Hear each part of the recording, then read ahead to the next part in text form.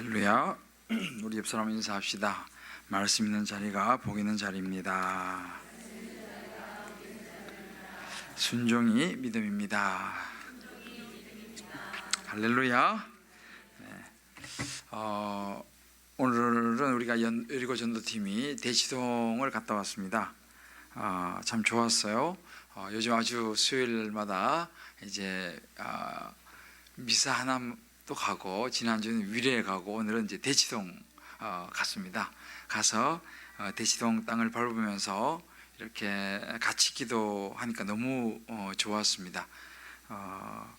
이렇게 차 타고 이렇게는 뭐 수도 없이 지나다니는데, 차 타고 다니는 거하고 또 내려가지고 걸어서 이 걷는 건 느낌이 너무 또 다르더라고요, 보니까. 그래서 이제 대치동 엄마 아파트 그쪽 일대 이렇게 이제 우리가 돌면서 기도했는데, 참 너무 귀한 은혜의 시간이었습니다. 또 그 동네에 사시는 분이 또 오늘 나오셔서, 오늘은 특별히 이렇게 이야기하면 안 되는데 하여튼 뭘 가져오셔가지고 시원한 물도 나오고요. 하여튼 그렇습니다. 그래서 참 좋은 그런 시간을 가졌고, 이제 아마 우리 이렇게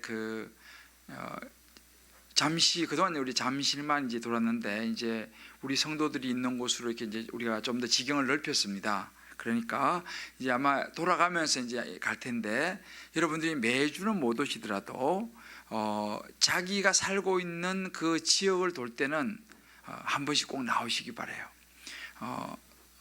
큰 은혜가 있습니다. 한번 나오시면 아십니다.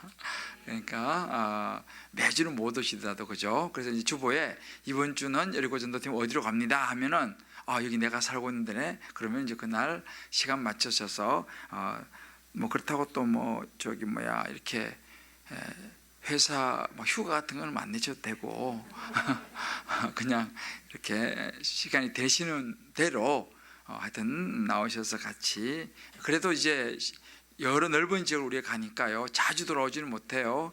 그렇지만 하여튼 좋은 시간에 같이 참여하면 더 큰 은혜가 있을 줄 믿습니다. 할렐루야. 요한계시록을 이제 우리가 오늘 세 번째 보는데, 요즘은 어디 가나 짐승 이야기를 많이 하더라고요. 이 말은 무슨 말인가 아시는 분과 모르시는 분 두 부류가 있어요. 근데 이 요한계시록을 말하자면 연극으로 치면요, 연극에는 주인공이 항상 등장하고, 또 거기는 그 외에 등장 인물들이 이제 등장하죠. 그래서 요한계시록을 보니까 이제 이걸 간단하게 이 연극으로 친다면 주인공이 세 분 있어요. 여러 이야기가 많지만 하늘 보좌에 앉으신 누구죠? 하나님. 하늘 보좌에 앉으시니가, 이런 표현이 가끔 나오잖아요, 그죠? 하늘 보좌에 앉으시니가, 이것은 하나님입니다. 또 한 분은 죽임당한 어린 양, 그죠? 죽기까지 신실함을 지키다가 죽임당한 어린 양, 이 또 주인공이 누구죠? 예수님. 이 어려운 요한계시록을 죽임당한 어린 양, 예수님이 나옵니다. 마지막으로 여러 가지 예언을 들려주시는 분이 나와요. 누구실까요? 성령님. 여러 예언을 이제 이 사도 요한을 통해서 또 이렇게 들려주시는 분이 성령님이십니다. 그래서 요한계시록을 연극으로 친다면 주인공은 하늘 보좌에 계신 하나님, 또 죽기까지 신실함을 지키시다가 죽임당하신 어린 양 예수 그리스도, 그리고 여러 가지 예언을 들려주시는 성령님, 이 세 분이 요한계시록의 주인공입니다. 그러면 이 외에도 요한계시록에 또 나오는 많은 등장인물 중에 하나가 24장로라는 말이 여러분 보셨죠, 그죠? 이 24장로는 이스라엘의 이제 백성들의 대표라고 하기도 하고, 여러 이제 비유가 있는데 12지파와 12사도 뭐 이런 의미도 있고요. 미안합니다. 중요한 걸 빠뜨렸네. 내가 짐승에 집중하다 보니까. 오늘 우리 귀한 말씀을 우리 이월재 권사님이 나오셔서 오늘 말씀, 아이고 미안합니다. 아이고 유 목사 왜 왔다 갔다 하나 했더니 미안해, 깜빡했어요. 자, 권사님 나오세요. 우리 할렐루야 한번 환영하죠.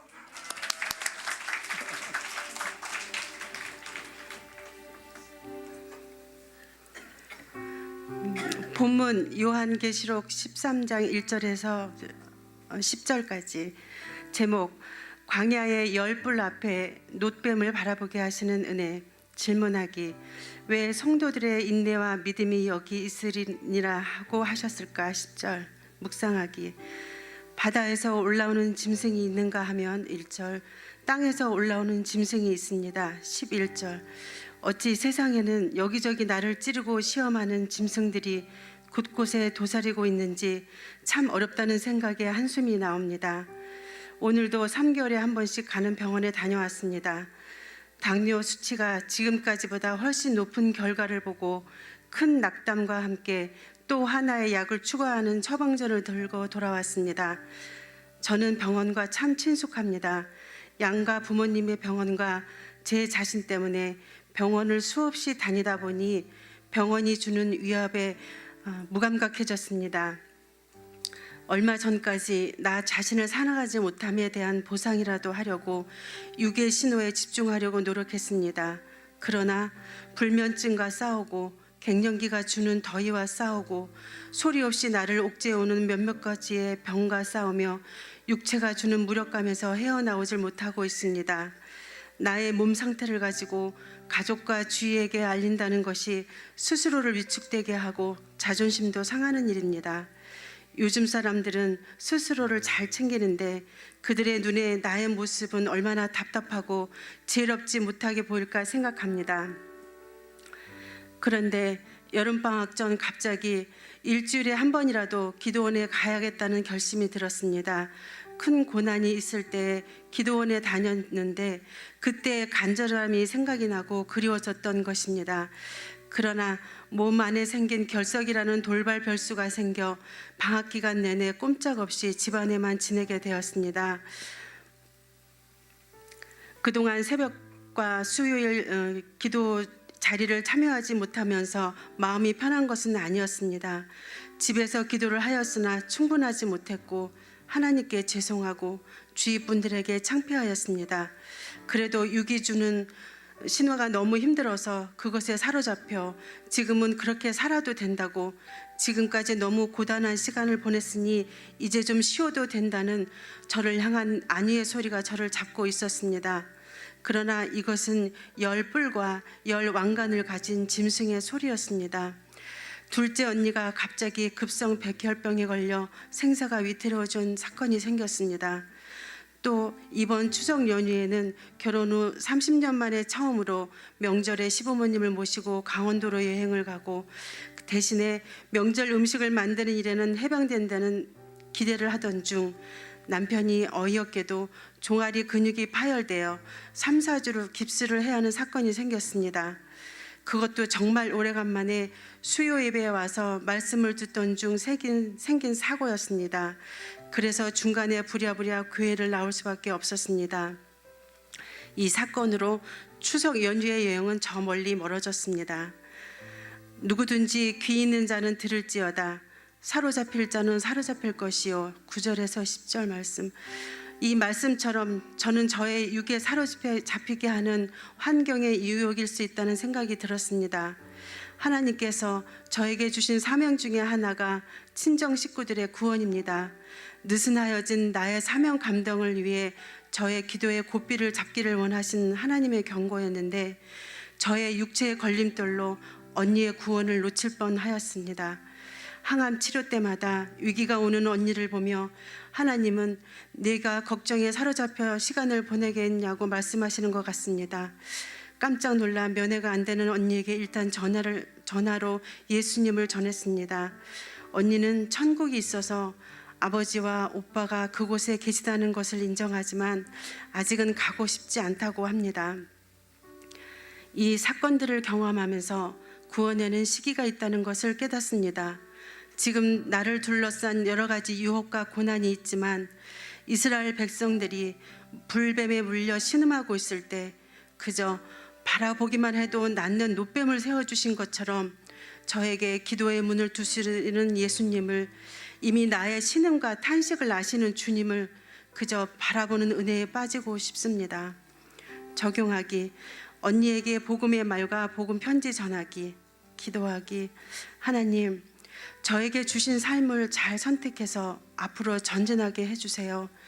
유혹의 소리와 마음의 소리를 잘 분별케 하시고 하나님 앞에서 무력한 존재임을 고백하며 살게 해주세요. 모든 생명이 건강히 주님 손에 달려 있음을 믿고 감사하며 예수님 이름으로 기도합니다. 아멘.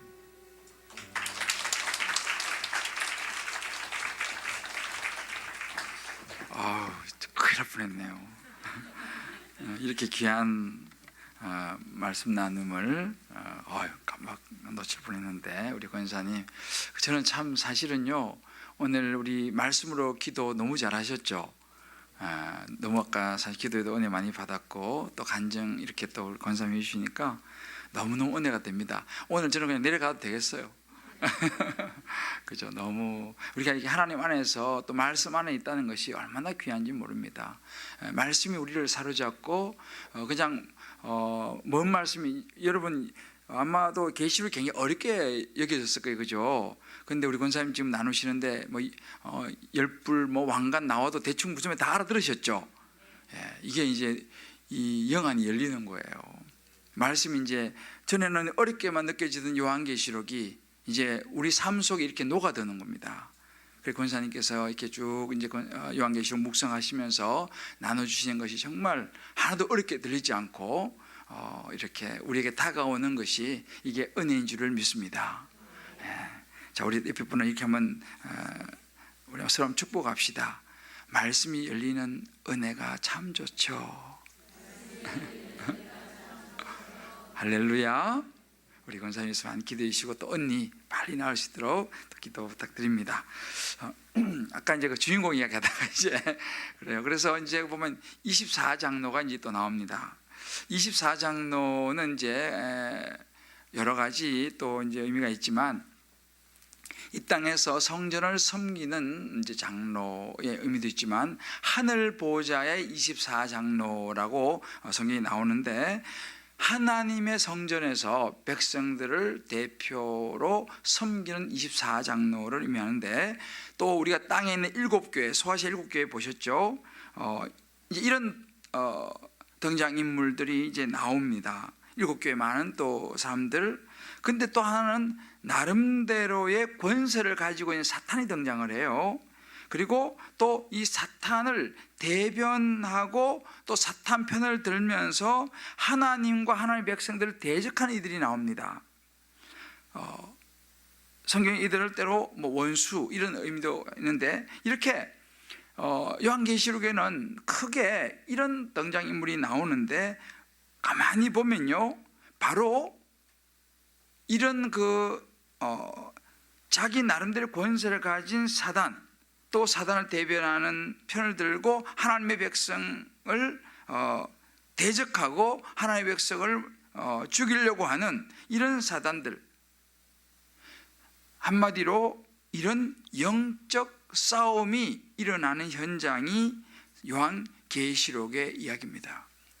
그러니까 하나님과, 하늘 보좌에서 하나님과 죽임당한 어린 양 예수 그리스도, 그리고 계속적으로 말씀을 주시는 성령님께서 끊임없이 하나님의 백성들을 보호하려고 하고, 사단은 어떻게 해서든지 하나님의 백성들을 주저앉히고 죽이고 멸망시키려고 하는 그야말로 목숨을 건 싸움의 현장이 요한계시록의 큰 축이에요. 그래서 이 요한계시록은 심지어 전쟁의 책이다, 이렇게 보시면 돼요. 영적으로 끊임없이 전쟁이 일어납니다. 이게 요한계시록이에요. 근데 이제 우리는 이 요한계시록에서 굉장히 중요한 것이 뭐냐 하면 결론을 우리는 안다는 것입니다. 결론은 하나님이 이기실까요? 하나님의 백성이 이길까요? 아니면 사단이 이길까요? 하나님이 승리하십니다. 하나님이 결국은 하나님을 끝까지 따르는 하나님의 백성을 승리케 하신다는 것이 요한계시록의 결론이에요. 우리는 결론을 이미 알고 있습니다. 그러니까 우리가 이 결론을 붙잡고 있기 때문에 아무리 많은 전쟁이 일어난다 하더라도 끝까지 우리가 버텨낼 수 있고 인내해낼 수 있다는 것이죠. 그래서 이제 이 요한계시록의 큰 줄거리는요, 크게 보면 이런 그 사단의 활동이에요. 계속 사단이 그냥 활동해서 우상 숭배하는 자기 편으로 만들고 죽음으로 이끌어가고 끊임없이 사단이 활동을 합니다. 이 사단의 활동을 보면서 선지자가 계속 이야기하는 것입니다. 하나님의 이 성령님을 통해서 선지자들이 계속 이야기하는 거예요. 사도 요한이 계속 이야기를 줍니다. 하나님의 백성에게 이야기 주고 경고를 주고, 이게 또 큰 줄거리입니다. 그러다가 이제 6장부터 이제 20장까지 하나님의 심판이 계속 임해요.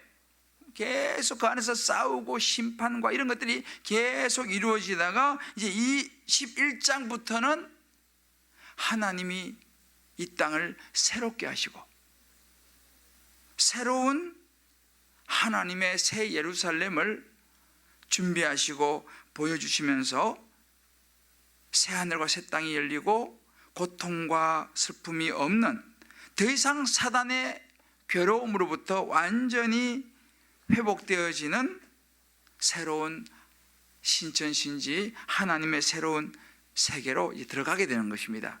이게 이제 큰 그 요한계시록의 이제 줄거리라고 이야기할 수 있어요. 그러니까 사단의 활동, 사도 요한을 통해서 계속 주시는 하나님의 메시지, 그리고 이 사단들과 끊임없이 싸우고 힘들어하는 이 과정 속에서 사단이 받는 하나님의 심판, 마지막으로 하나님의 영광의 나라에 하나님이 이 땅을 새롭게 하시고 영원한 심판과 영원한 하나님의 신천신지의 새로운 세계로 들어가게 되는 마지막 종말의 그 때로 들어가는 것이 이제 큰 요한계시록의 줄거리입니다. 그래서 우리가 말세 하잖아요. 사실은 말세라는 것은 세상 끝이라는 건데, 이 신학적으로 보게 되면 예수님이 오실 때부터 이미 말세, 이 종말은 시작되었습니다. 이제 이 예수님이 이 땅에 오실 때부터 종말이 시작됐는데, 이 종말이 어디를 향해서 가냐면 예수님의 재림을 향해서 가게 됩니다. 그래서 예수님께서 이제 재림하실 그때가 되면은 그때로부터 이제 하나님의 영원한 심판이 내려지면서 이제는 종말이 마지막이 오게 돼요. 그러면 이제 그게 계시록 21장 22장인데 영원한 하나님의 나라로 들어가게 되죠. 그래서 여러분 들어보셨겠지만 already 이미 종말은 시작됐습니다. 하나님의 나라도 이미 시작됐습니다. 그러나 not yet, 그러나 아직 완성되지는 않았어요. 그래서 우리는 지금 이런 상황 속에 살고 있습니다. 그러니까 완전하지 않은 시대에 살고 있지만 이미 종말은 시작됐고, 그러나 아직까지 완전한 마지막 종말은 오지 않았습니다. 예수님께서 재림하실 그날이 이제 오게 되는, 이게 이제 큰 틀에서 보면 요한계시록의 이제 그 그림이에요. 그 안에서 이제 막 다 이러고 저러고 하는데, 요즘 지금 우리가 보고 있는 것은 이제 하나님의 심판, 하나님의 계속적인 경고, 이런 부분들, 그리고 이제 이 사단들이 받게 될 심판들, 이런 부분들이 앞에 쭉 이제 나오게 됩니다. 요한계시록을 요즘 제가 잠깐 말씀드렸지만, 저는 요즘 요한계시록을 읽으면서요, 우리가 살고 있는 이 시대하고 또 거의 똑같다 이런 생각이 참 많이 들어요. 제가 오늘 대치동 갔잖아요. 대치동 가서 이제 우리 대치동 식구들하고 같이 이런 걸 돌면서 좀 설명을 들었어요. 여러분 지금요, 각 지역마다 생각보다 대표적인 교회들이 흔들리고 있어요. 대표적인 교회들이 흔들리고 있습니다. 강남, 서초, 대표적인 교회? 오늘 대치동 하니까 대치동에도 대표적인 교회가 있더라고요. 잘 모르시죠? 대치동 일대에 큰 복음의 영향을 미쳤던 교회가 대치동에 있어요. 저는 오늘 그 앞으로 이렇게 이제 지나가 봤는데, 뭐 듣기도 많이 들었지만 직접 보기는 처음 봤는데, 이 시대가 끊임없이 교회를 흔듭니다. 누구의 잘못이냐? 그건 일단 놔두고요. 일단 이 시대가 대표적인 교회들이 휘청휘청합니다. 이 청년들, 젊은이들의 정말 선두에 서서 복음을 전했던 목사님이 있었어요. 여러분 잘 아시죠? 큰 교회를 이루었죠. 차세대의 주자로 떠올랐었어요. 그런데 어떤 문제로 하루아침에 그 교회가 주저앉았죠. 사실은 이 시대가요, 정말 목사도 정신을 바짝 차려야 되고 성도도 정신을 바짝 차려야 되는 시대입니다. 왜냐하면 끊임없이 짐승이 올라오는 거예요.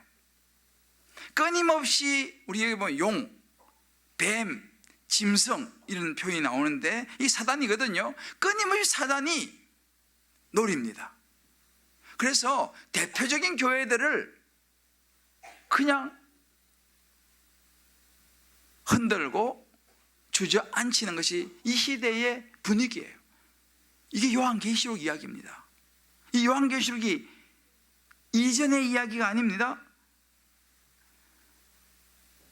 지금 우리가 살고 있는 이 시대 속에서 실제로 이런 영적 싸움이, 이런 사단이, 이런 짐승들이 끊임없이 일어나가지고 목사를 무너뜨리고 교회를 무너뜨리고 성도를 무너뜨리고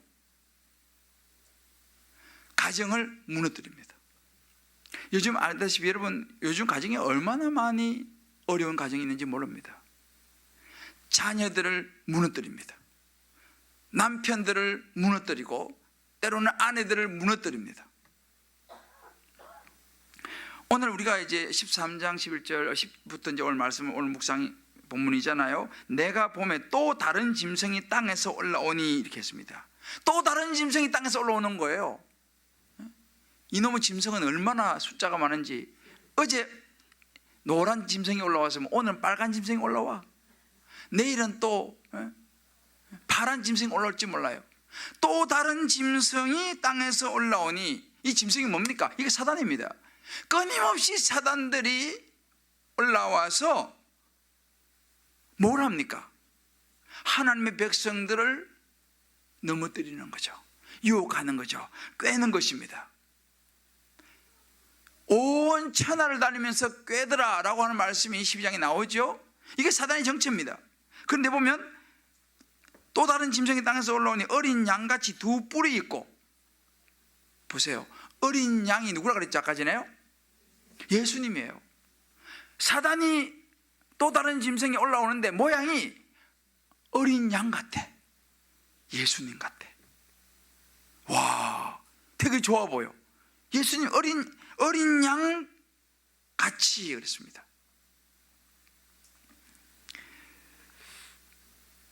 용처럼 말을 하더라. 용이 얼마나 힘이 있습니까? 용은 힘의 상징이잖아요. 보세요, 이게 우리가 살고 있는 시대입니다. 끊임없이 우리를 힘들게 하는 또 다른 짐승이 올라오는 거예요.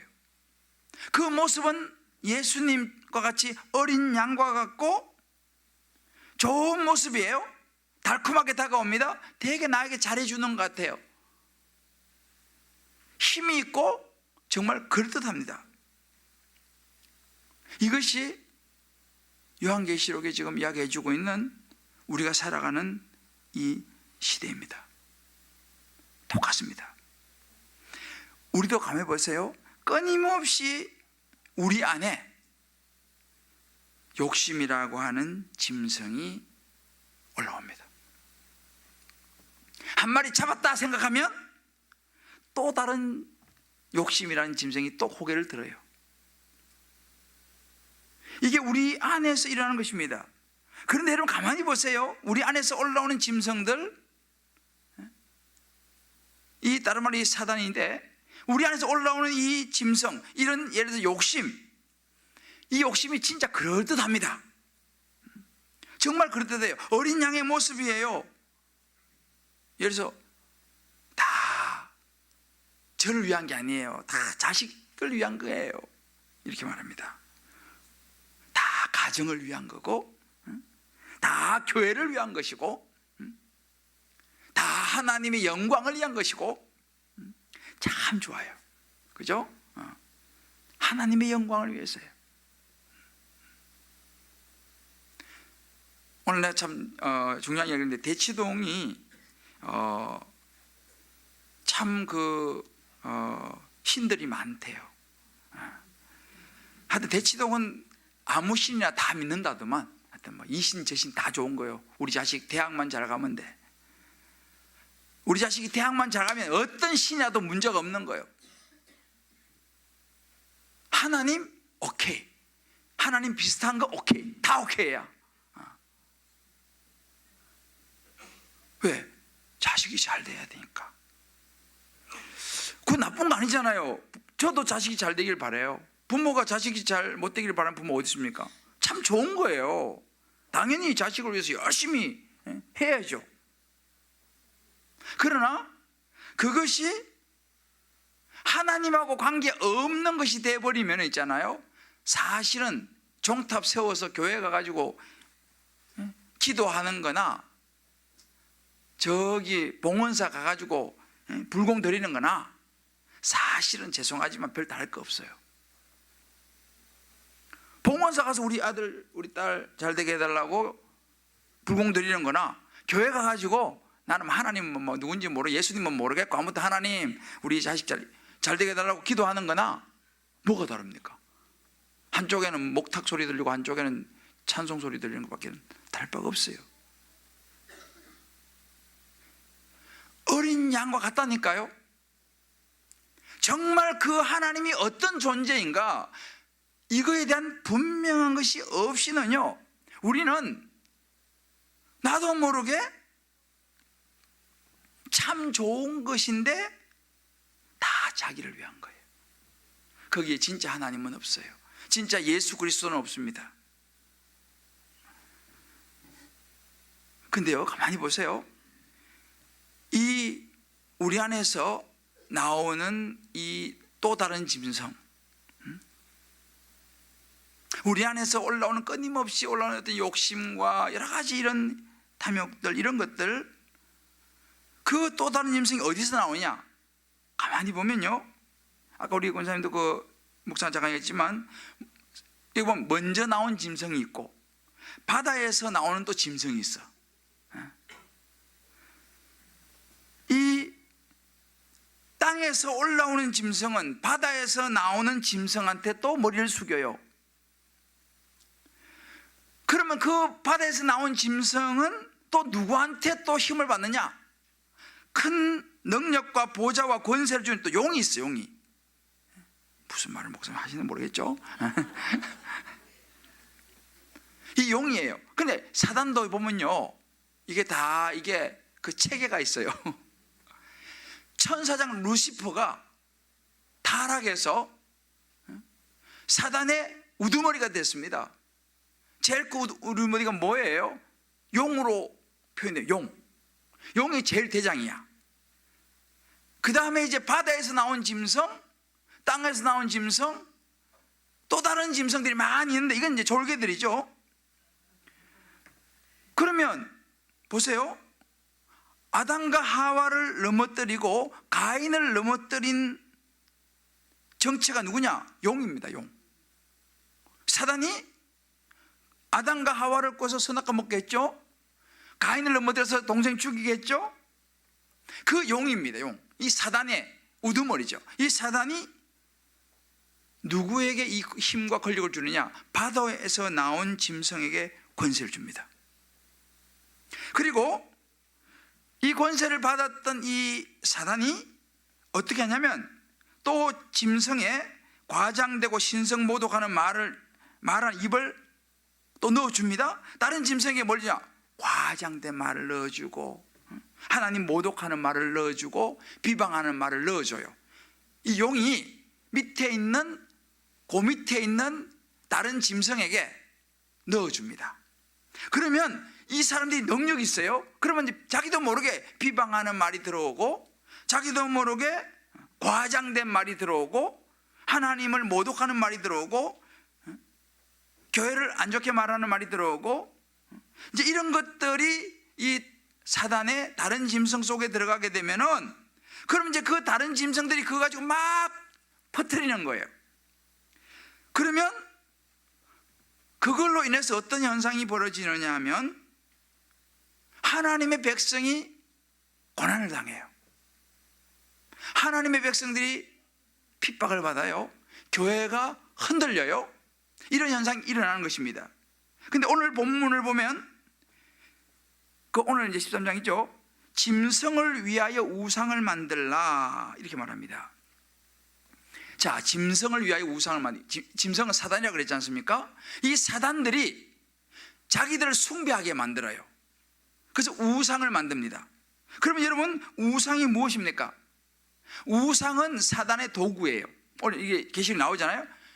이 사단들을 위해서 우상을 만들게 합니다. 우상은 사단의 도구입니다. 그러면 우상이 뭡니까? 한마디로 하나님보다 더 사랑하는 것, 그 우상이에요. 그걸 사단이 넣어주는 것입니다.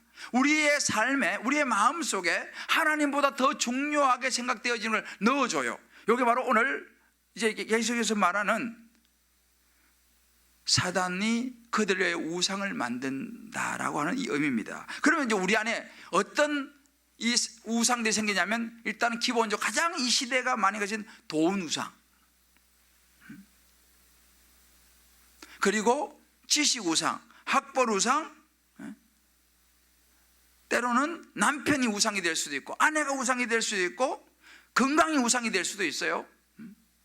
이 시대가 그런 우상들로 가득 차게 됩니다. 이게 그냥 된 게 아니에요. 사단이가 그렇게 지금 용이 지시를 내리고 그 사람들 마음속 그런 걸 넣어주고 또 우상을 또 만들어서, 근데 성경에 보면 우상이 생기가 넘쳐. 여러분, 생기라는 게 뭡니까? 힘 있는 거예요. 그런 것이 좋아 보이는 것입니다. 돈이면 다 될 것 같아. 지식이면 다 될 것 같아. 어떤 자리면 다 될 것 같아. 몸만 건강하면 다 될 것 같아. 좋은 남자만 만나면 다 될 것 같아. 예쁜 여자만 만나면 다 될 것 같아. 진짜 그게 생기면 생기. 왜? 그렇게 되면 내 인생이 펼 것 같아. 보세요. 이게 지금 사단이가요, 다 그렇게 만드는 거예요. 여기서 다 나오잖아요. 용이 그렇게 다른 짐승에게 그런 걸 막 넣어주고, 그들은 또 그 짐승들은요, 또 자기를 위해서 우상을 막 만들게 하고. 그래서 15절은 그가 권세를 받아 그 짐승의 우상에게 생기를 주고, 권세를 받아, 왜? 용한테 권세 받아가지고 그 짐승에게, 또 자기 밑에 있는 사단에게 그 우상을 만들고 생기를 주고, 그 짐승의 우상으로 말하게 하고, 또 짐승의 우상에게 경배하지 아니하는 자는 며칠 다 죽이게 하라. 그래서 이제 문제는 뭐냐면, 이런 우상들을 가까이 하면 인생이 생기가 돌아. 잘 풀리는 것 같아요. 근데 이런 우상들을 가까이 하지 않으면 인생이 팍팍해요. 세상 사는 재미가 없게 만들어버려요. 술 없이 무슨 재미로 사나, 이렇게 되는 거예요. 여자 없이 무슨 재미로 사나, 돈 없이 어떻게 무슨 재미로 사나, 이렇게 되는 거죠. 왜? 그런 것들이 세상을 딱 지배하는, 사단이가 우리 마음속에 들어서 이걸 딱 지배해버리면요, 그거 없으면 죽을 것 같아. 그래서 이제 뭘 하냐, 666이라고 하는, 오늘 나왔죠? 666이라는 숫자를 받게 합니다. 666이 뭐예요? 그래서 666을 안 받으면요, 물건을 매매를 못하게 만들어. 그래서 한때 막 보면은 진짜 사람 몸속에 칩을 막 넣어가지고 찌직하면 이제 그 계산하는 게 있잖아요. 뭐 옛날에 이제 나중에 그래 된다고 막 그런 것도 나와요. 그래가지고 또 그런 거 열심히 하시는 분들은 또 막 그거 해가지고 이게 막 사람 막 해가지고 어디 막 길거리에 붙여놓고 또 막 666 막 이래 또 그런 분 있어요. 근데 물론 그런 것이 앞으로 뭐 어떻게 될지 모르겠어요. 더 중요한 것은 거기서 말하는 666이라는 것은요, 이 시대를 지배하는 사단, 그 사단들에게 협조하지 않으면 인생이 힘들어진다 이 말입니다. 그래서 그 사단이 원하는 그런 코드, 666이라는 코드처럼 그 사단이 원하는 보조를 맞춰주지 않으면요, 매매도 못하는, 물건을 못 사면 얼마나 힘들겠습니까? 그러니까 이것을 실제로 물건을 못 산다라고 하는 의미보다는요, 그만큼 이 세상을 살아가기가 힘들어진다 이 말입니다. 세상과 다른 선택을 하는 사람들은요, 인생이 팍팍하다니까요. 힘들어요. 여기 직장생활 하시는 분들, 직장생활 하면서 술 안 먹기 무지 힘들지 않습니까? 직장생활 하면서 그 사람들하고 보조 맞춰줘야 되는데 안 맞춰주려니까 얼마나 힘들어요 여러분들. 왜? 666을 안 받으니까.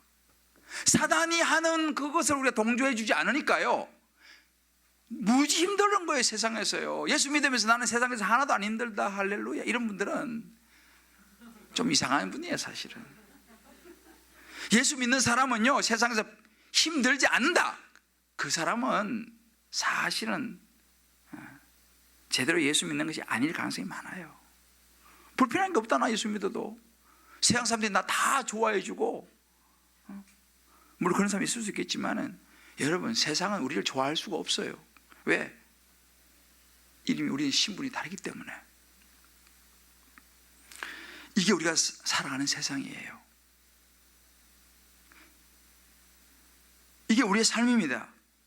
이 끊임없이 세상은 자기라고 보조를 맞춰달라고 그래요. 같이 죄 짓자 그래요. 같이 죄 짓자 그래요. 같이 죄 안 지잖아요? 왕따 시켜버려요. 처음 들으신 이야기인가? 여러분 직장 생활하면 그러지 않아요? 자기들하고 같이 죄 안 지면 왕따 시켜버리지 않아요? 왜요? 영적인 666을 우리는 안 받으니까. 그 사람들하고 사단의 보조를 안 맞추니까. 여러분 이게 계시록 이야기입니다. 우리가 이게 뭐 계시록 하는데 이게 우리가 살고 있는 이 시대의 모습이 그대로 계시록이에요. 우리가 1장에 보면 1장 9절에서 내가 본 것과 이제 있는 일과 장차 될 일을 기록하라. 이게 요한계시록 1장 19절이거든요. 내가 본 것, 이제 있는 일, 장차 될 일. 이게 4장부터 22장이에요. 지금 우리는 사도 요한이 사도 요한이 본 거, 이제 있는 일, 지금 사도 요한의 시대에 겪는 일, 장차 될 일. 우리는 어느 시대에 살고 있죠? 우리는 4장과 22장 사이에 살고 있어요. 요한계시록 4장 22장 사이에. 왜? 우리는 사도 요한이 장차 될 일 있잖아요. 사도 요한은 아직까지 그걸 경험하지 못했어요. 그러나 장차 될 일 속에 우리가 살고 있어요. 지금 우리는 요한계시록 4장에서 22장 사이에 살고 있어요. 언제 21장, 22장이 될지는 그건 나는 몰라요. 그거 안다고 그래가지고 사고 친 사람이 이장님이 아니겠어요? 우리는 몰라요. 언제 20장, 21장 그 하나님께서 마지막 심판하시고 예수님이 재림하실지 우리는 그걸 몰라요. 그렇지만 분명한 것은 우리는 지금 4장과 22장 그 사이에 살고 있습니다. 장차될 일, 그러니까 우리가 살아가는 이 시대의 모든 삶이 그래서 힘든 거예요. 그래서 여러분, 우리가 살아가는 지금 21세기 오늘 9월 벌써 20이에요? 주여 벌써 20. 세상과 나는 간 것 없고 그 속까지만 보이더라.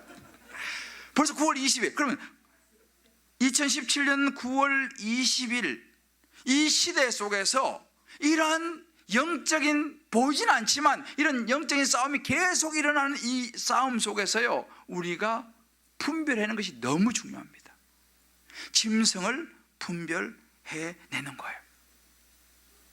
내 안에 있는 짐승을 분별해내야 됩니다. 내 주변에 있는 짐승을 분별해야 됩니다. 뭐가 용이고 뭐가 뱀이고 뭐가 사단인지 분별을 해내야 돼요. 이걸 못하면요 그냥 나가 떨어지는 거예요. 우리 주변에 오늘 어떤 분이 그러더라고요. 목사님 주변에 짐승이 왜 이렇게 많아요? 맞아요. 짐승이 얼마나 많은지 몰라요. 내 안에도 짐승이 우글우글해요. 또 다른 짐승이 올라오면 이 말을 내가 묵상하는데요 딱 맞아요. 또 다른 짐승이 올라오는 거예요. 내일 아침에 눈 떠보세요. 또 다른 짐승이 또 올라옵니다. 계속 우리 안에서 올라오죠. 우리 밖에서 막 그냥 이 짐승들이 어떻게든지 우리를 넘어뜨리려고 하죠. 이것을 말씀을 붙잡고 분별해내고 해석해낼 때에 결국 우리는 새하늘과 새 땅에 들어가는 영광의 면류관을 쓰게 되는 구원받은 백성이 될 줄을 믿습니다. 이게 승리하는 길이에요. 이 개념 속에서 하나님의 시간이 너무 빨리 가요. 이 개념 속에서 우리는 하나님의 시간을 이제 생각해 봐야 됩니다. 이게 사실은 오늘 9장 12절에서 21절인데 시작도 못했는데 큰일 났네. 그래도 저는 요즘 목적은 끝내는 시간은 반드시 맞추자 이거기 때문에 여러분 오늘 이 말씀 보게 되면요 9장 12절에 여섯째 천사가 나팔을 부니 하나님 앞 제단 네 뿔에서 한 음성이 나서 유브라데에 결박한 네 천사를 놓아주라고 하는 대목이 나옵니다. 그러니까 네 천사가 2만만, 이건 2억이란 말이에요. 2억의 마병대 입에서 나오는 불과 연기와 유황으로 이게 나와서 순종하지 아니하는 사람 3분의 1을 죽입니다. 근데 그 3분의 1을 죽이는데 거기서 살아남은 사람들이 회개해야 되는데 회개하지 않고 오히려 우상에게 절하는 이런 이야기가 오늘 이 본문에 쫙 나와요. 무슨 말인지 모르시겠죠? 몰라도 괜찮아요. 핵심이 뭐냐? 하나님의 때가 있다는 것입니다. 성경에 보면요 창세기 1장에 하나님이 태초에 하나님이 천지를 창조하시냐 뭡니까? 하나님의 때를 얘기합니다. 창세기 1장 1절은 하나님의 때로 시작해서 요한계시록 22장 21절 주 예수의 은혜가 모든 자에게 있을지어다 아멘. 그 앞에 뭐냐면 아멘 주 예수여 오시옵소서. 뭡니까? 때를 이야기합니다. 성경은요 태초에 하나님의 천지를 창조하시니라 라고 하는 때로 시작해서 요한계시록 마지막에 아멘 주 예수여 오시옵소서 진실로 속히 오리라 하시거늘 아멘 주 예수 오시옵소서 예수님이 다시 재림하시는 때를 이야기해요. 성경은 전부 다 처음부터까지 때를 이야기합니다. 선생님 읽어보세요. 이런 말 되게 나와요. 때가 이름에 때가 됨에 굉장히 많이 등장합니다. 대표적으로 전도서 3장 1절에 보면 천하의 범사가 기한이 있고 모든 목적이 이룰 때가 있다 그랬습니다. 성경은 처음부터까지 다 때를 이야기했대. 무슨 때? 때.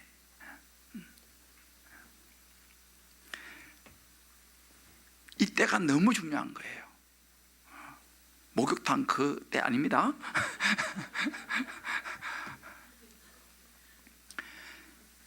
때가 있어요.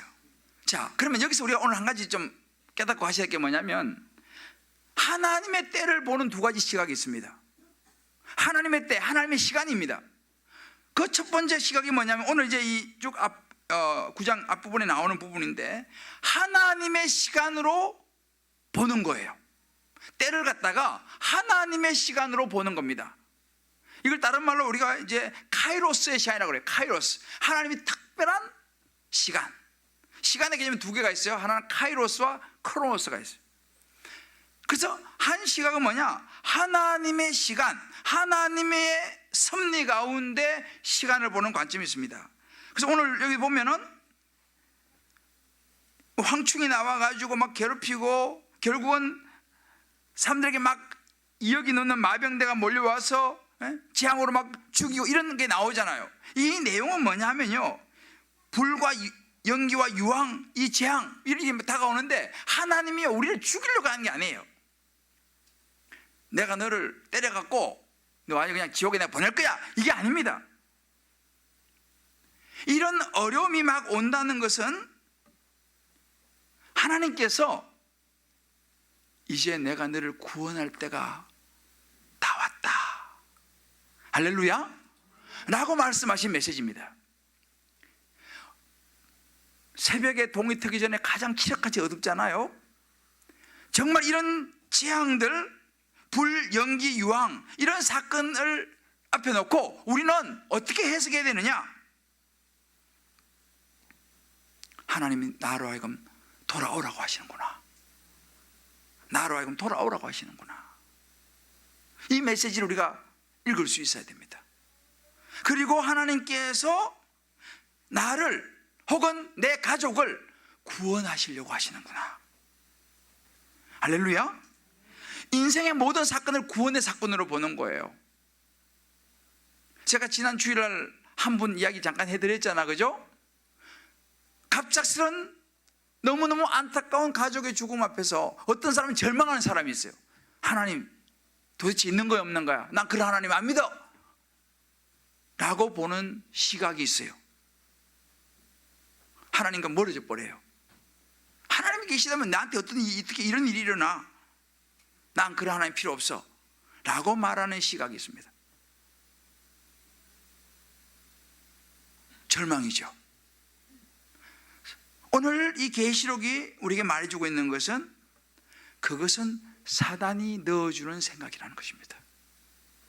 우리 인생에서 일어나는 여러 가지 일이 있습니다. 때로는 뭐 부도가 날 수도 있고, 실직을 할 수도 있고, 병이 걸릴 수도 있고, 갑자기 가족의 어떤 친척이나 너무 내 소중한 사랑하는 사람이 갑자기 죽을 수도 있어요. 그러나 이 모든 사건 앞에서 이것이 왜 내게 이런 사건이 일어났는가 라고 하는 이 물음 앞에서 우리가 기억해야 되는 것은, 하나님 나를 그냥 아주 그냥 지옥 보내시려고 그냥 작정하셨느냐? 실제로 많은 사람들은 그런 상황 앞에서요 절망합니다, 실망합니다, 상처받습니다, 떠납니다. 그러나 성경에 나오는 하나님의 사람들은요 그렇지 않았어요. 모세가요, 이스라엘 백성들이 발람의, 우리 계시록 나오지만 민수기 26장에 보게 되면 발람의 교훈을 따라서, 이 음행 이쪽인데, 그래가지고 연병으로 24,000명이 죽습니다. 하루아침에 기가 막힌 일을 만났어요. 모세가 지도자인데 망연자실했죠. 연병으로 24,000명이 죽었어요. 그런데 하나님께서 모세에게 무슨 이야기를 하냐면, 너는 일어나서 지금 20세 이상으로 싸움에 나갈 만한 사람들 계수해라, 이렇게 말합니다. 어떤 살아간다면, 하나님 지금 이 지경에 제가 무슨 지금 싸움 나갈 사람을 숫자를 세립니까? 24,000명이나 죽었는데, 여러분 24,000명이 적은 숫자가 아니에요. 그러면 뭐 가족도 죽고 뭐 얼마나 주변에 많이 죽었겠습니까? 완전히 이스라엘 백성들이 망연자실해 있는 그런 슬픔, 이런 상황인데 모세한테 일어나서 싸움에 나갈 20세 이상 나갈 사람을 숫자를 세리라고 그런 거예요. 말이 됩니까? 그때 모세가 어떻게 하는지 우리 봐야 돼요. 모세가요 그때 하나님 어찌 이럴 수 있습니까? 라고 하지 않고 모세가 말씀에 순종합니다. 그래서 20세 이상으로 나갈 사람을 숫자를 세기 시작해요. 그런데요 놀라운 것은 그 숫자를 세면서 큰 걸 깨닫습니다. 뭘 깨닫냐면, 하나님께서 가나안 땅을 정탐하고 오라고 했을 때에 하나님의 믿음보다는 자기들의 눈으로 우린 절대로 못 들어갑니다고 했던 10명, 하나님 말씀을 어겼던 사람들은요 숫자 세다 보니까 하나도 없어. 다 죽었어. 이걸 깨달으라고 하시는구나. 모세가 그걸 깨닫습니다. 숫자를 막 세다 보니까 하나님의 말씀을 지키지 않았던 사람들이 보니까 없는 거예요. 남은 사람들 보니까 여호수아와 갈렙과 그와 함께 사람들은 살아남았고 죽고 없더라는 것입니다. 그러면서 모세가 하나님의 약속이 이렇게 성취된다는 걸 비로소 깨달아요. 할렐루야. 하나님께서요 시키는 것은요 다 뜻이 있습니다. 그 가운데 놀라운 은혜를 주십니다. 믿습니까? 그래서 순종이 믿음이라니까요. 더더욱 모세가요 얼마나 순종을 잘하냐면요, 자기 그 바위함은 열받은 아니지, 하여튼 교만해가지고 바위함 쳤잖아요. 바위함 친 거 가지고 하나님 너무 야심하시지, 무심하시지, 에? 가나안 땅에 못 들어가게 하잖아요. 나 같으면 하나님 그럴 수 있습니까? 삐져버려. 근데 모세는요 이렇게 얘기합니다.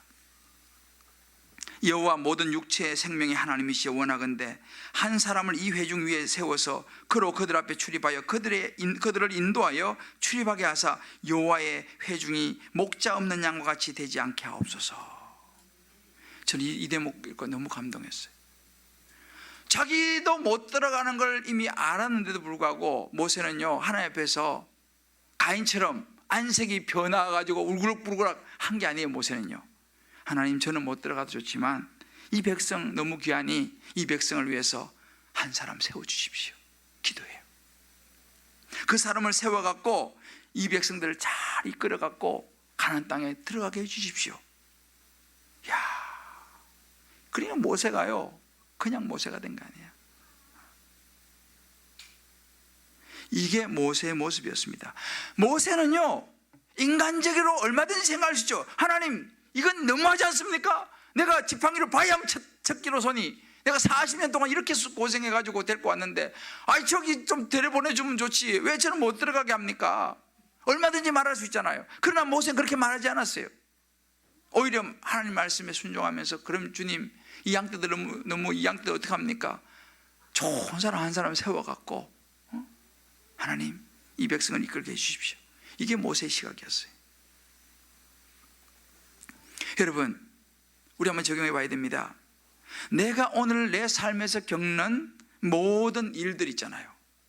이런저런 일들이 많잖아요. 뭐 생각지도 못해 뻥뻥 터지고 뭐 하여튼 정말 때로는 안 풀린다 뭐 등등 여러 가지 일이 있는데 이런 일을 만날 때에 여기서 우리는 어떤 시각을 가지고 보느냐는 것입니다. 하나님께서 뭔가 구원을 이루시기 위해서 이 일을 일으키시는 것으로 내가 보느냐. 그래서 그 순간에도 하나님의 그 이끄심을 믿고 따라가느냐, 아니면 이런 일들 앞에서 내가 슬퍼하고 절망하면서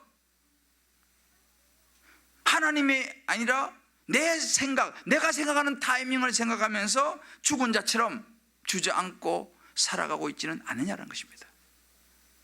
하나님의 시간의 시각으로 봐야 되는데 이게 지금 오늘 이 본문을 주는 메시지입니다. 하나님의 시간으로 내 모든 삶의 인생들을 보느냐는 거예요. 반대로 또 다른 시각은 자신의 시간으로 보는 거예요. 하나님의 시간이 아니고 자신의 시간으로 보는 것입니다. 내가 생각하는 시간을 정하고 내가 그 시간을 지배하려고 하고 내가 모든 것을 하려고 하는 그런 부분입니다. 우리 아까 읽었죠? 자기 자신의 시간으로 살아가는 인생은요, 그 재앙에서 살아남기 위해서 복술, 음행, 하나님과 도둑질하고 심지어 우상에까지 절을 합니다. 수단과 방법을 가리지 않고 살아남는 게 목적이에요. 왜? 자기의 시간이니까. 하여튼 무슨 수를 써서라도 내가 살아남아야 돼. 황충과 이역의 마병대가 몰려오는 그런 그 큰 재앙 앞에서 이런 사람은 살아남았어요? 못 살아남았어요? 살아남았어요? 못 살아남았어요? 성경을 잘 보세요. 황충과 이역의 마병대가 몰려온 재앙 안에서도 이런 사람은 살아남았어요. 살아남았어요. 어떻게 살아남았을까요? 모든 걸 다 총동원해 살아남았어.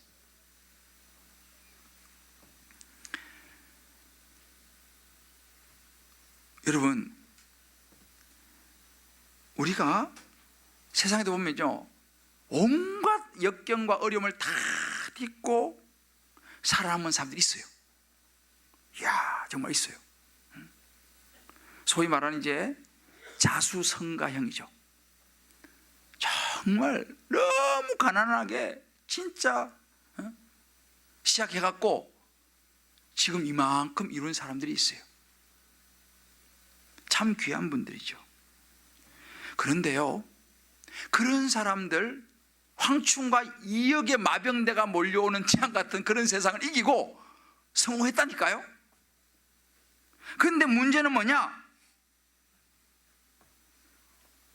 성공한까지는 좋았는데 그 핵심에 하나님이 없으니까 누가 우상이 되죠? 자기 자신이 하나님이 돼버리는 거예요. 내가 했다는 거지. 내가 이렇게 자수성가했다는 거지. 내가 이렇게 이루어냈다는 거죠. 내가 이렇게 황충과 이역의 마병대를 상대로 해서 내가 이기고 내가 살아남았어. 얼마나 힘이 있는지 몰라요. 얼마나 자기 자아가 강한지 몰라요. 왜? 자기가 했으니까. 자기의 의가 충만합니다.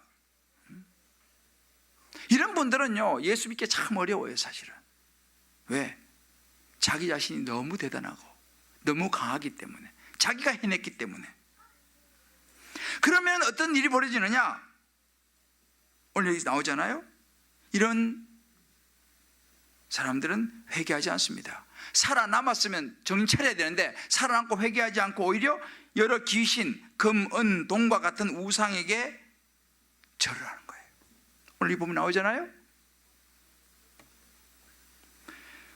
하나님께서 그렇게 도우셔서 한 거를 생각하지 못하고 자기가 한 것이라고 생각하니까 그 욕심이 그 사람을 가려버리는 거예요. 은혜를 잊어버리는 거예요. 세상을 이기는 것을 자기 능력이라고 생각하는 것입니다. 하나님을 모르는 자의 모습이죠. 이런 사람이 어떻게 되느냐? 오늘 주님 말씀하신 거예요. 결국은 심판의 주인공이 된다는 거예요.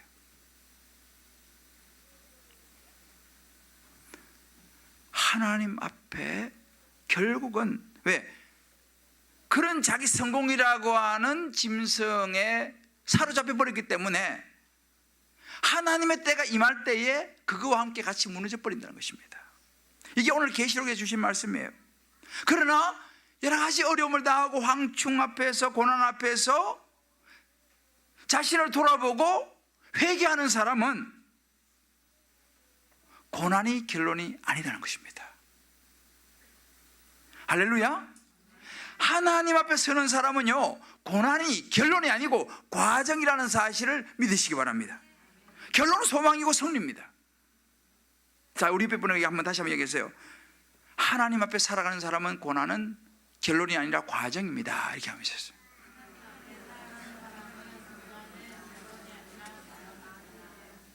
할렐루야. 하나님 백성에게는요, 고난이요 결론이 아니라니까요. 과정이에요. 이 땅의 삶이 끝이 아니라니까요. 우리가 알아야 됩니다. 수단과 방법을 가지지 않고 살아남는 것이 목적이 되면 안 돼요. 여기 지금 황충과 이역 마병들을 상대해서 살아남았잖아요. 그런데 회개할 줄 모르고 오히려 우상에게 절하고 금은동 더 취했잖아요. 심판받는 거잖아요. 그러니까 우리가 일단 살아가면서요, 살아남는 거, 성공하는 것이 목적이 되면 안 됩니다. 그럼 망해요, 나중에 결국은요. 어떻게 하나님 나라에서 가치 있는 삶을 살 것인가? 할렐루야. 어떻게 하나님 나라에서 가치 있는 삶을 살 것인가? 돈을 많이 버는 게 너무 좋습니다. 중요한 것은 그걸 통해서 하나님 앞에 내가 어떻게 쓰임 받을 것인가라는 거예요. 다 우리가 예수 믿는 사람들 다 잘 되기를 주의 이름으로 축복합니다. 그러나 중요한 것은 목적인 거예요. 그래서 행복이 목적이 되면 행복의 중심은 나잖아요. 거룩이 목적이 되면 하나님이 되는 줄 믿으시기 바랍니다.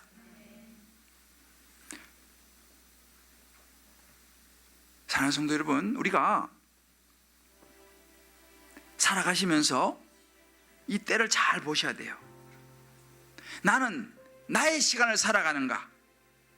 아니면 하나님의 구원의 시간을 살아가는가?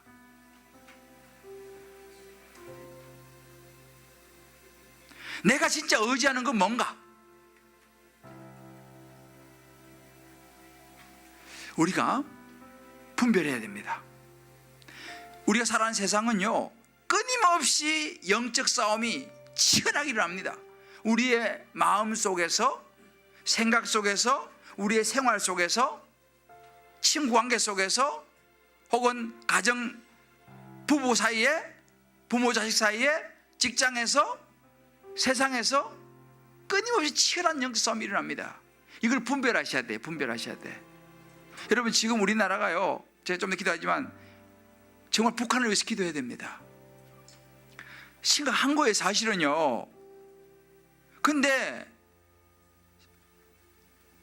제일 평강이 넘치는 사람들이 우리 여기 사는 사람들인 것 같아. 제가 지난번에 영국 갔잖아요. 그때는 이렇게 막 쏘고 이러지 않았을 때잖아요. 그때요. 벌써 한 달 뭐 주저니까 만난 사람한테 저한테 물어봐요.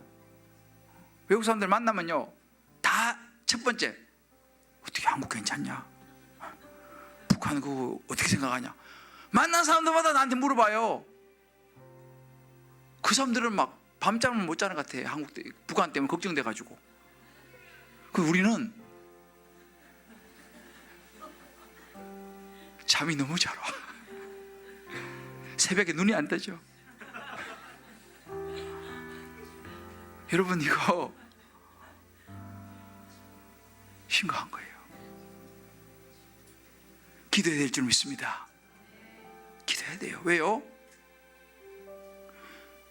아니, 지금 영적 싸움이 지금 북한이 지금 심각한 거예요. 우리 서재 장로님, 그죠? 예, 딱 군기 들어가 있지. 아직도 퇴역하신 장군인데 아직 군기에 딱 들어 예 하잖아요. 이거 심각하게 기도해야 됩니다, 이게. 근데 영적 싸움 똑같아요. 영적 싸움 심각합니다, 지금. 저는요, 한국 교회를 보는 눈이요, 심각해요. 한국 교회 정신 바짝 차려야 됩니다. 앞으로 보세요. 점점 기도하는 것이 심해질 거예요. 프랑스는요, 여름에 한 달 동안 교회 문 닫아요. 한 달 동안 문을 닫아요. 10개 교회가 있으면요, 2개만 문 열어놓고 8개는 한 달 동안 그냥 문 닫고 휴가 가요, 다. 아우, 나도 프랑스에 가서 교회 신앙생활 하면 좋겠다. 나는 안 믿었는데 사실입니다. 그럼 어떻게 하냐니까 10개 중에 2개만 문 열어요, 돌아가면서. 그래서 사람들한테 광고해. 이번 주 예배는 어느 교회에서 드립니다. 갈 사람 글로 가세요. 그럼 이제 10개 중 2개만 문 열고 나머지 8개는 문 닫아, 한 달 동안. 우리나라 여러분,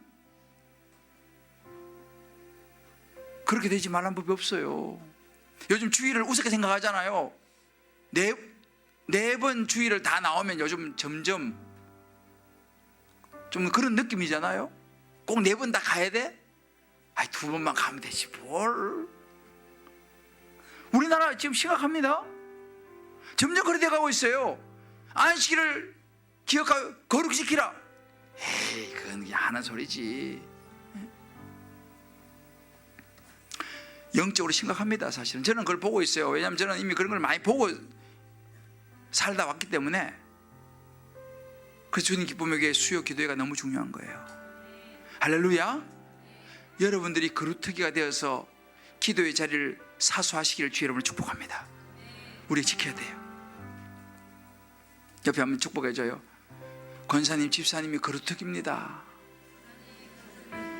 끝까지 기도의 자리 사수하셔야 됩니다.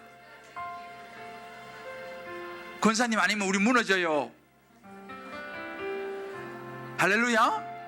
정말이에요. 우리가 지금 심각하다니까. 영적으로요. 영적 싸움 심각해. 날마다 다른 짐승이 올라와요. 지금 막 용이 막 다른 짐승한테 입에 막 뭐 넣어주고 막 힘을 실어주고 이거 다 나오잖아요. 이게 이 시대라니까요. 점점 예수 믿기 힘들어집니다. 짐승이에요. 목사님, 짐승 안 같은데요? 아니요, 짐승이요. 이 영안 열리셔야 돼.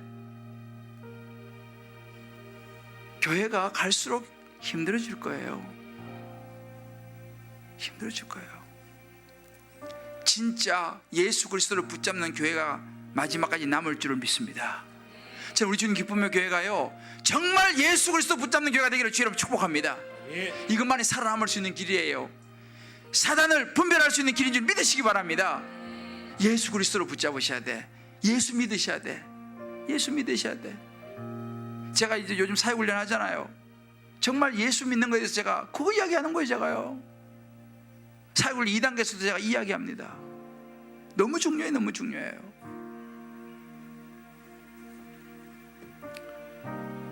하나님의 시각으로 하나님의 시간을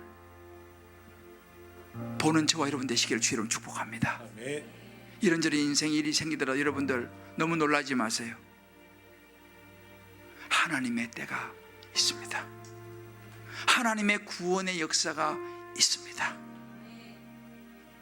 붙잡으시고 정신 바짝 차리고, 저도 마찬가지고 여기 우리 교육자들도 마찬가지고 여기 있는 우리 모든 성도님들 정말 정신 바짝 차리고, 당장 눈앞에 있는 이런 것들 가지고 너무 흔들리지 마시고 하나님 의지하고. 요한계시록 결론이 뭐라고요? 하나님의 백성은 승리한다. 할렐루야. 결론 이미 나 있어요. 우리는 버티기만 하면 돼. 버티기만. 하여튼 12라운드까지 버텨야 돼. 휘청휘청 하더라도 버텨야 돼. 버텨야 돼. 믿음은요, 버티는 거예요. 별의별 소리를 다 들어도 버텨야 돼. 버텨야 돼. 버텨야 돼. 버텨야 돼. 할렐루야. 결론은 나 있어요. 내일이란 날 몰라요. 하루하루 살아요. 우리 사연 같이 부르면서요, 우리 주님 마음에 꽉 붙잡고 한번 기도하겠습니다.